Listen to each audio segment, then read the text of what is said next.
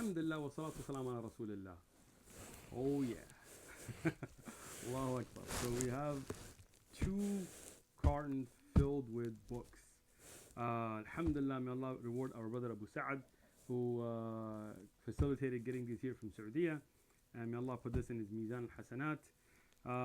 We have four very unique, very amazing books in this. Must have for Tullab Ilm. Books that I've been chasing for a long time, really been working to getting them. Alhamdulillah, finally we have them. So I'm not going to delay. Let's get this going. All right. It's been very difficult. I got these delivered today and it's been very difficult not to open them, but I did it for you guys to do it together. All right. So it's the actual box. So we'll be unboxing, inshallah.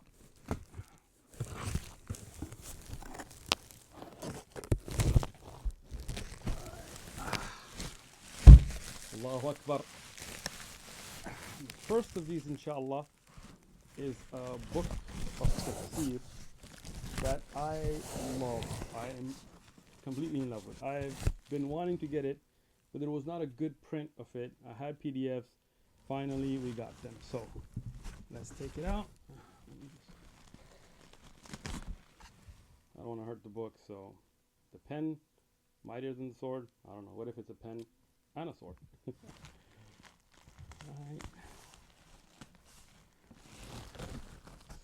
All right, here we are. Ta-da!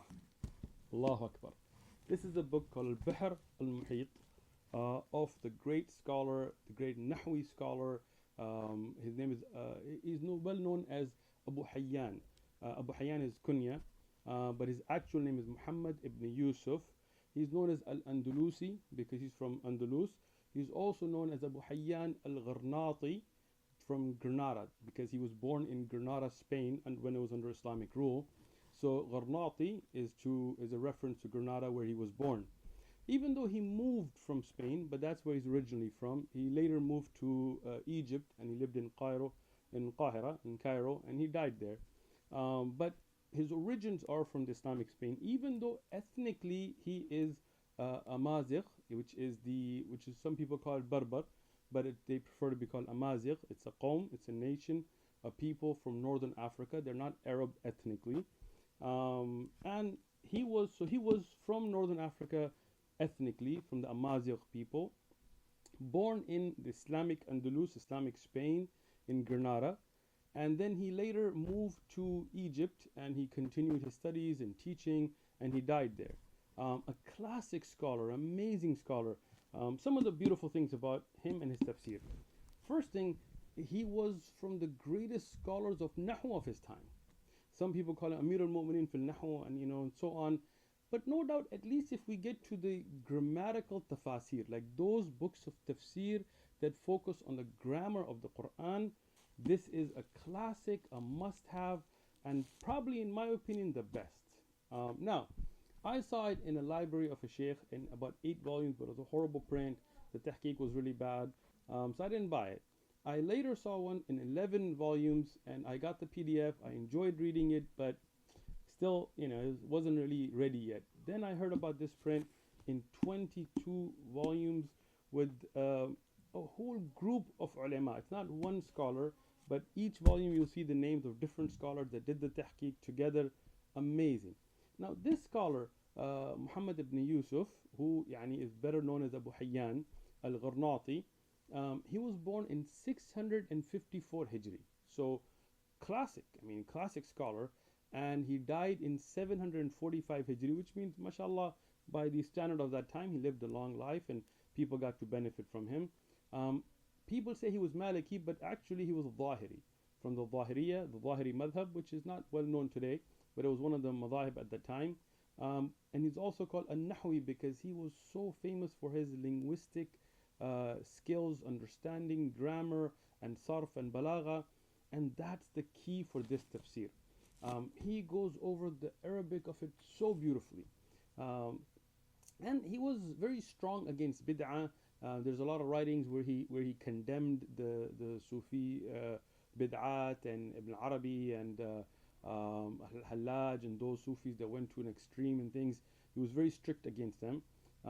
He was very concerned about doing this tafsir in a jami', in a very comprehensive manner.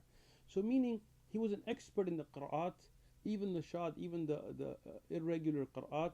So in every ayah when there is a difference, he will explain it so beautifully, right? He was an amazing scholar in Nahu, and he memorized al-Kitab of a Sibawayh, in a Sibawayh from the greatest scholars of Arabic language. And now what's interesting is a Sibawayh and Abu Hayyan, the two greatest scholars. I mean, if you would say for language, for the Arabic language, Sibawayh in Nahu, he's the end all. I mean, no doubt anybody who studied the Arabic language knows who Sibawayh is. He's Persian. He's ethnically not Arab. And in the Nahu of the Quran, in the grammatical approach towards explaining the Quran, the greatest scholar, as they call Abu Hayyan, he is a Maghiz. He is not Arab, he's Berber. He's ethnically not Arab. But so it tells you it's not about race, it's about what you put into it, what Allah subhanahu wa ta'ala blesses you with. So, now, another thing amazing about this tafsir. If there is a da'if rawaya, he will mention it's da'if. If there is a wajh that's da'if, he will say hada al-wajh da'if. If there is asbab al-nuzul, he will go over the asbab al-nuzul, meaning what was the context, what was going on when Allah subhanahu wa ta'ala revealed these ayat. Now, this print, and inshallah you can see it, you will see the tahqiq, a lot of tahqiq, a lot of really good work done on it. When I saw a PDF of this, I said I have to have this. Really, really beautiful. Anything that has to do with tafsir, from other ayat explaining it, from ahadith explaining it, from the context of what was going on, asbab al-nuzul, from the linguistic aspects of it, the meanings of the words, the grammar of it, the difference in recitation. MashaAllah, all of it's here. All of it. This is in 22 volumes. Risala al-Alamiyya is the print house, really good print house, really good binding. As you can see, it's not mulawwan, it doesn't have the different colors, but it is on the cream color paper, which I personally love. The prints, it's a very clear print. It's a little bit small, but that's because even with 22 volumes, there's so much that they have put from the tahqiq that they didn't want to run out of space. So I love it. Excellent book. Must have if you're interested in the linguistic or the grammatical tafsir of Quran. Al-Bahr al-Muheet of Abu Hayyan al-Gharnati al-Zahiri from the Zahiri madhab, Andalusi from the Islamic Spain, and Nahwi. May Allah subhanahu wa ta'ala give us the ability to benefit from these works, and inshallah we will continue with the other books next time. Jazakumullahu khairan.